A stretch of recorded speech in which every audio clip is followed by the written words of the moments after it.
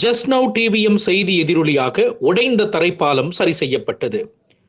திருவண்ணாமலை நகரின் மையப்பகுதியில் அமைந்துள்ள தரைப்பாலம் வழியாக நாள்தோறும் ஆயிரக்கணக்கான மக்கள் பள்ளி மாணவ மாணவிகள் சென்று வருகின்றனர். இந்நிலையில் அண்ணா சிலை பின்புறம் கழிவுநீர் கால்வாய் மேற்புறத்தில் அமைக்கப்பட்டிருந்த தரைப்பாலத்தில் பெரும் ஓட்டை மற்றும் பாலம் முழுவதுமாக பெரும் விபத்தை ஏற்படுத்தும் அளவிற்கு சேதம் ஏற்பட்டிருப்பதாக கடந்த நவம்பர் 4ஆம் தேதி நமது தளத்தில் செய்தி வெளியிடப்பட்டது. செய்தியின் எதிரொலியாக நெடுஞ்சாலைத்துறை அதிகாரிகள் பாலத்தை பார்வையிட்டு திருவண்ணாமலை நெடுஞ்சாலைத்துறை சார்பில் பாலத்தில் புதிய கம்பிகள் கட்டப்பட்டு புதிய பாலம் அமைக்கப்பட்டிருக்கின்றது.